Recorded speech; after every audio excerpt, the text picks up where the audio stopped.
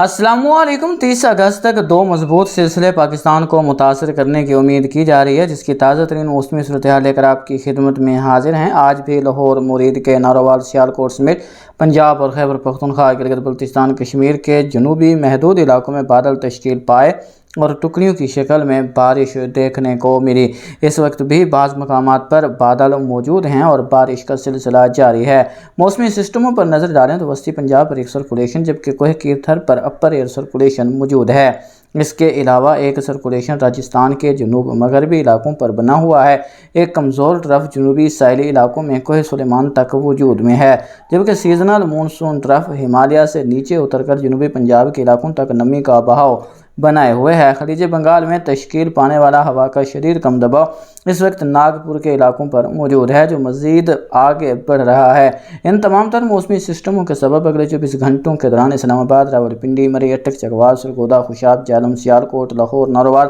گوجرانوالہ، گجرات، حفظ آباد، منڈی بہاؤالدین، وزیر آباد، میاں والی، بھکر، قصور، بہاول نگر، سہیوال، فیصل آباد، پاک پتن، وہاڑی، لودھراں، بہاولپور، راجن پور، ڈیرہ غازی خان، لیا، تونسا، بارکھان، کولو، ڈیرہ بگٹی، سبی، سوئی، خضدار، مانسہرہ، مینگورہ، بٹگرام، ہزارہ، کوہستان، شانگلہ، دیر، بنیر، چترال، بالاکوٹ، گلگت بلتستان، مظفر آباد، راولاکوٹ، باغ، پونچھ، حویلی، میرپور، شوپیاں، لیہ لداخ، کارگل، اننت ناگ، باندی پورہ اور آس پاس کے علاقوں میں بادل ڈیولپ ہونے اور جہاں پر ڈیولپمنٹ طاقتور رہے گی وہاں آندھی کے ساتھ بارش برسنے کے امکانات موجود ہیں،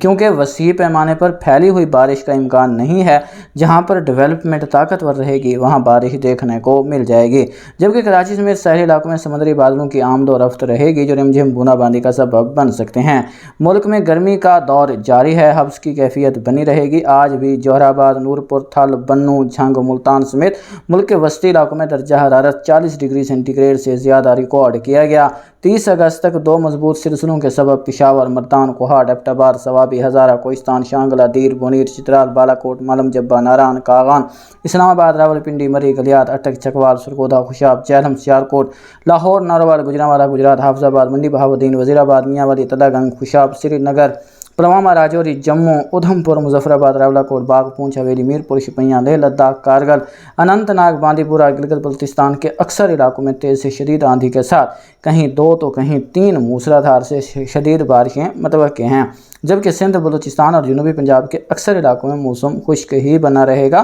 چند مقامات پر ڈیولپمنٹ کے سبب بارش ہو جائے تو سرپرائز نہیں ہوگا۔ یہاں پر جاتے جاتے دریائے ستلج کی بات کرتے چلیں تو دریائے ستلج میں شدید اونچے درجے کا سیلاب ہے اور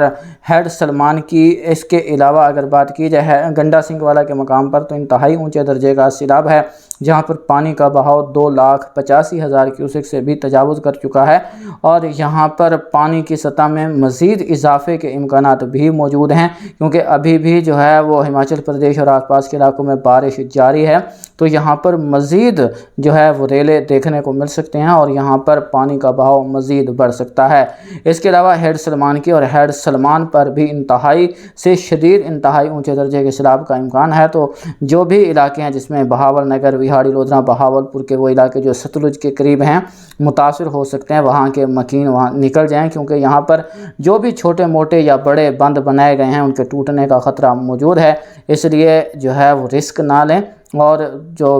حکومتی احکامات دیے گئے ہیں ان سے بھی بڑھ کر جو ہے نقل مکانی کریں، کیونکہ نقصان کا خطرہ زیادہ ہے۔ جتنا محتاط رہیں گے اتنا محفوظ رہیں گے۔